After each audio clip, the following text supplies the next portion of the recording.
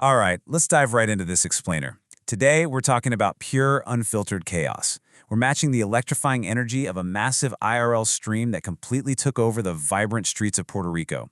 But listen, this isn't just a highlight reel of wild stunts. We're actually looking at a really fascinating case study here. We're exploring exactly what happens when a creator drops into a culturally rich environment with zero script, millions of eyes watching, and an absolute willingness to just embrace whatever comes next. So, how exactly do you go from dodging stray iguanas to being named an honored guest of San Juan in just a matter of hours? You know, it's a wild question, but it perfectly sets up what we're tracking today. We're following the journey of an outsider arriving with untamed energy and watching them evolve into a fully immersed, respected local. It's a deep dive into culture, respect, and honestly, the sheer unpredictability of live streaming in the real world. Just listen to this quote. "Bitch, welcome to swim here. Wait, this current's taking me over, bro. I know how to swim, don't worry." I mean, that right there, that is the absolute unscripted magic. And honestly, the mild terror of just fully surrendering to a new environment.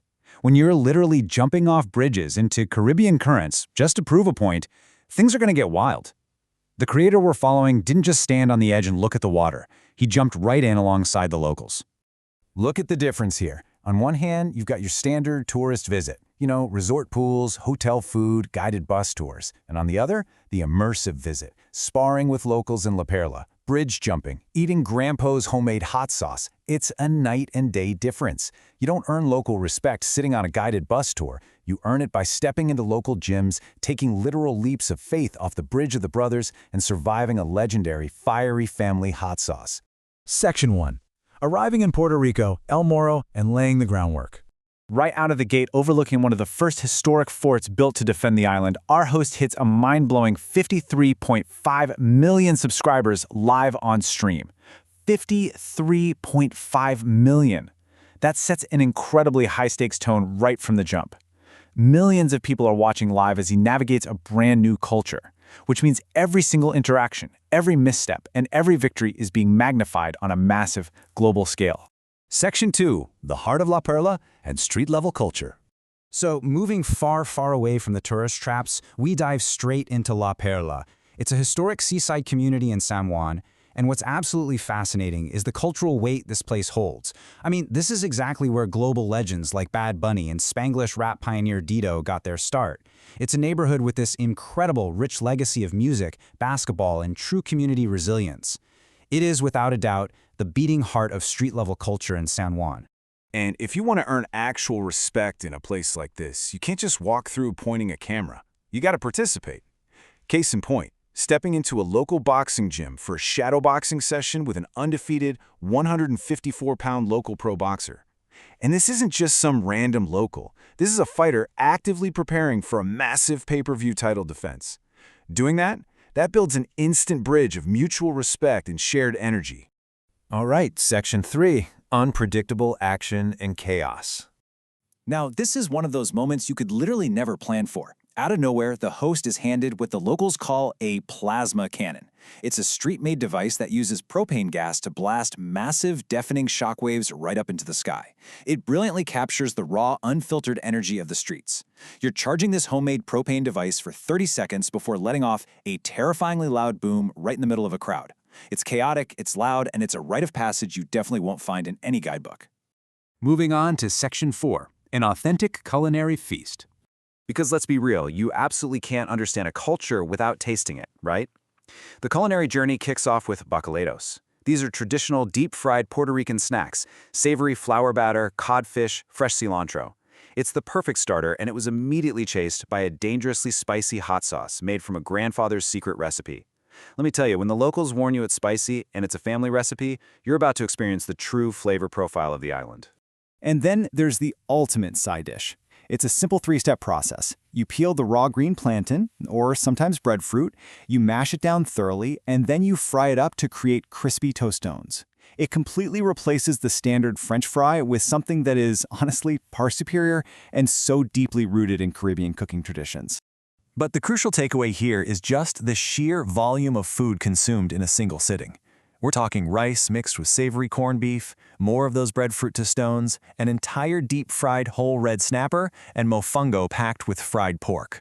all of it washed down with mavi, which is a traditional fermented sugarcane drink. It's basically a rapid, very willing descent into an authentic, tropical food coma.